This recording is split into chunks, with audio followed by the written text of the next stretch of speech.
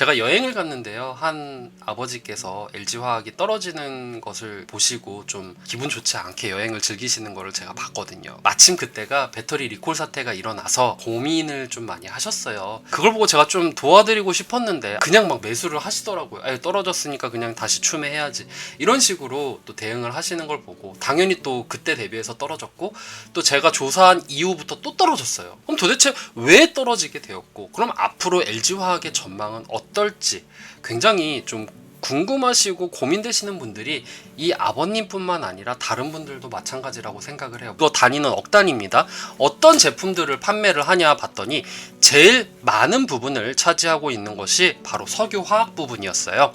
석유화학, 그 다음에 전지, 그 다음에 첨단 소재, 생명과학, 그 다음에 기타 부분이 있는데 전자공시에서 확인을 할 수가 있습니다. 사업보고서에서 뭐 석유화학 같은 경우에는 PC 아크릴, 알코올, 합성고무, 특수재질 이런 것들을 만들고요. 전지 부분 같은 경우에는 뭐 전기차 배터리라던가 ESS용 배터리라던가 뭐 소형 배터리 뭐 이런 것들을 만들고 첨단 소재 같은 경우에는 OLED 재료도 만듭니다. 하지만 이 첨단 소재의 비중이 그렇게 크지는 않기 때문에 OLED 재료라던가 이런 거를 보고 LG화학을 얘기하지는 않죠. 우리가 LG화학에서 대표적으로 얘기를 하는 게 실제 화학 부분이라던가 전지 부분을 얘기를 하는 것이 이 부분 비중 때문에 그런 거다. 이렇게 보시면 될 것 같아요.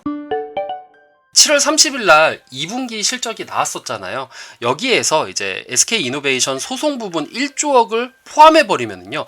영업이익은 원래 2조 2천억이 나왔는데 요거 빼버리면 1조 2천억으로 컨센서스 부합하는 수치가 나와요. 여기까지는 괜찮다라고 얘기가 나왔어요. 기초 소재부 부분이 전분기 대비해서 9,840억 부분, 전지 부분이 3,410억 부분, 기타 부분이 1,321억 부분을 전분기보다 더 많이 수익을 낸 부분이 있기 때문에 우리가 그래 소송 비용이 좀 아쉽긴 하지만 그래도 전년도 대비해서는 영업이익이 잘 나왔구나 이렇게 볼 수가 있는 것이죠.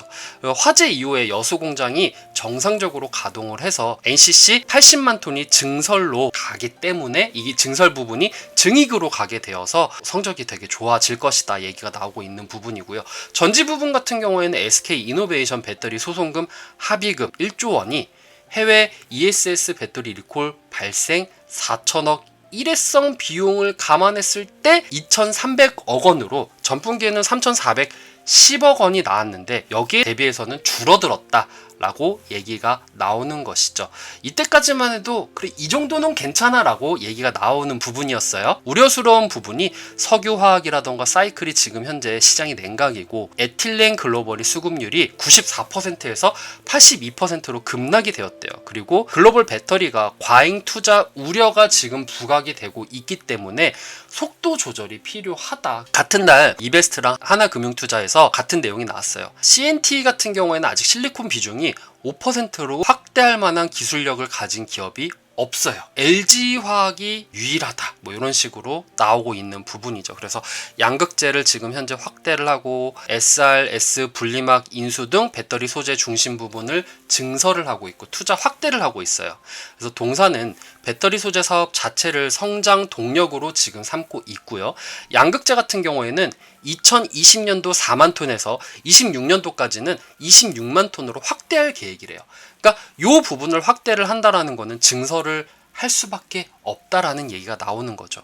그다음에 나노 신소재 같은 경우에는 생산 규모 또한 21년 1,700톤에서 25년도 여기까지는 3배 이상 확대를 할 계획이다. 당연히 증설이 되면은 여기에 따라서 또 이익이 늘어나게 되는 부분이니까요. 하지만 여기서 투자 의견은 홀드를 할 것이다.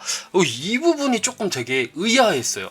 보통 이런 식으로 증설이 되거나 아니면 전망이 좋다, 뭐 영업이익 괜찮다라고 하면은 목표 주가를 뭐 상향한다라던가 이런 얘기가 나오는데 아직 배터리 리콜이 나오지도 않은 시점에서 바로 홀드가 나왔어요. 그래서 어떤 내용인가라고 봤더니 LG에너지 솔루션이 연내 상장을 고려하고 있어요. 지주사 할인율은 지금 현재 30% 적용을 하고 있고요. 그래서 20년도 양극재 기업 평균 업사이드가 높지 않은 상태이기 때문에 상장 후에 밸류가 재평가가 될 것이다 라고 얘기를 하고 있습니다. 8월에서 9월 시황 반등으로 석유화학은 9,400억 원으로 높은 수준 유지를 가능할 것으로 보이고요. LG ES 영업이익 같은 경우에는 전분기 대비해서 소폭 개선을 할 것이고 21년도 반도체 칩 부족에 따라서 자동차 생산 병목이 최악이었고 그래도 3분기 때는 소폭 회복을 할 수 있을 것이다 라고 얘기를 하고 있습니다.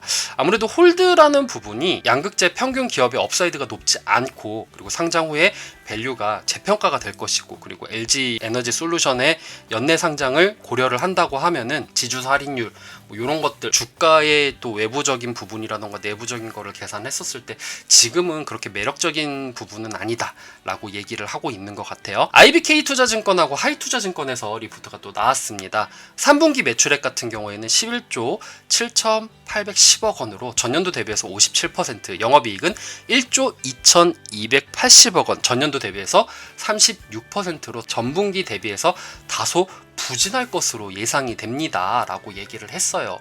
왜냐 봤더니 석유화학이 과열된 전방산업의 수요 하향 안정화 2분기 때 피크아웃을 쳤다 요거죠.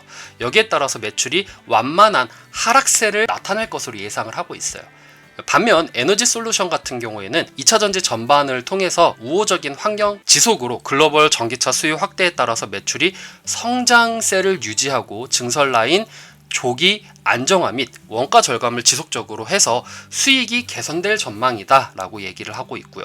또 컨퍼런스 콜에서는 이런 얘기가 나왔습니다. 중대형 전지 그리고 수주 잔고가 증가를 하고 있고 그 다음에 중장기 캐파 가이던스가 상향이 되고 있고 전지 소재 사업 확장이 본격화가 되고 있습니다. 그래서 동사가 처음으로 제시한 25년도 중대형 전지 원통형을 포함한 이 캐파는 가이던스 430GW로 기존에 얘기가 되었던 23년 280GW와 비교하면은 50%를 훌쩍 넘는 수치라고 합니다. 그리고 분리막 코팅 사업 같은 경우에는 5,250억 원에 양수한다고 지금 공시가 되어 있고요. 그 다음에 이제 8월 2일 날 유진투자증권에서 SK증권에서 리포트가 나옵니다. 첨단 소재 사업부도 이제 양극재 출하를 확대를 하고 안정적인 성장을 지속해 나가고 있어요. 그래서 특히 이제 전지 소재 매출액 비중이 38%를 달성해서 향후 증설 스케줄에 따라서 외형 성장하고 수익성 개성이 지속이 될 것이다. 21년도 8만 톤에서 25년도 26만 톤으로 늘어난 부분이다. LG 에너지 솔루션의 상장 이후 지분 가치가 70에서 80% 그리고 CATL과의 할인율이 50%인 점을 감안을 하더라도 현 주가는 저평가다. LG전자 CM 분리막 코팅 사업 인수 5,250억 원을 통한 첨단 소재의 가치 재평가에 주목해야 될 시기다 라고 얘기를 하고 있고요.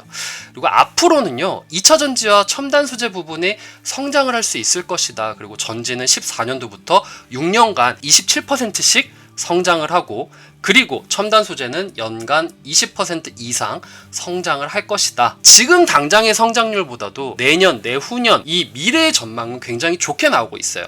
어떤 부분이? 전지 부분이.